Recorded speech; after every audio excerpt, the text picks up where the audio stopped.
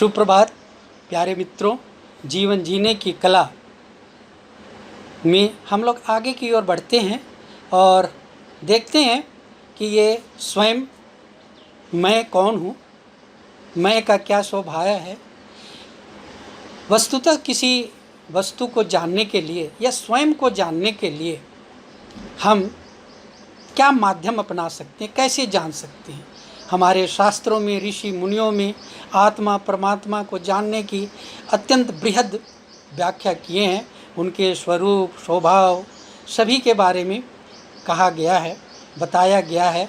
उसी माध्यम से हम लोग आज स्वयं को जानने की, परखने की चेष्टा करेंगे। स्वयं मैं क्या हूँ? एक शक्ति, एनर्जी, जीवंत शक्ति, जिसको हम कॉन्शियसनेस या चैतन्य शक्ति कहते हैं। ये चैतन्य शक्ति की पहचान क्या है? तो मित्रों, हमारे बड़े बुजुर्गों, विद्वानों ने किसी चीज़ को समझने का, जानने का एक तरीका बताया है कि हम लोग उसके स्वभाव क्या है, उसके कार्य क्या है, उसकी विशेषता क्या है, उसको अगर हम लोग समझने की प्रयास करें तो हम समझ सकते हैं कि ये स्वयं, ये मैं क्या हूँ, मैं की क्या क्रियाएं हैं, क्या इसकी शक्ति है और क्या इसके पावर है। तो मैं में सोचने की एक शक्ति है, एक इच्छा करने की शक्ति है। हम लोग इच्छा करते हैं और जिसमें थॉट होता है, डिजायर होता है, और हमारे में एक अनुभव शक्ति होती है, कल्पना शक्ति होती है। तो ये सारी विशेषताएं किसकी है? आई की है, स्वयं की है, मैं का है।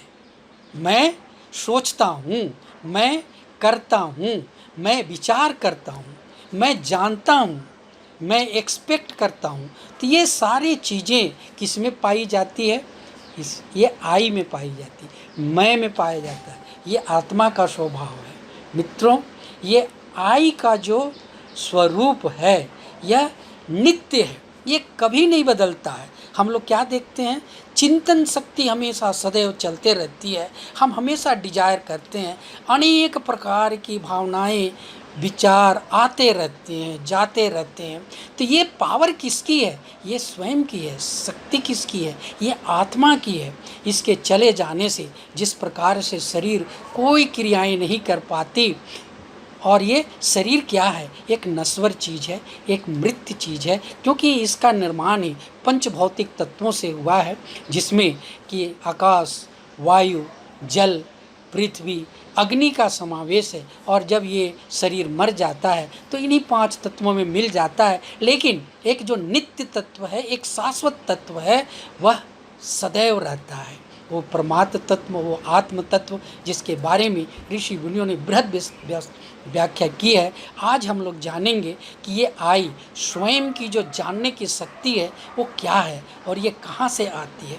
तो देखते हैं हम कि हमारे मन में डिजायर, इच्छा उत्पन्न होती है। इच्छा किस चीज़ की? जीने की, सुख प्राप्ति की, समृद्धि प्राप्ति की, और ये निरंतर बनी रहती है, क्योंकि आत्मा का स्वभाव, आई का स्वभाव ही नित्य है, चैतन्य है। ये हमेशा विद्यमान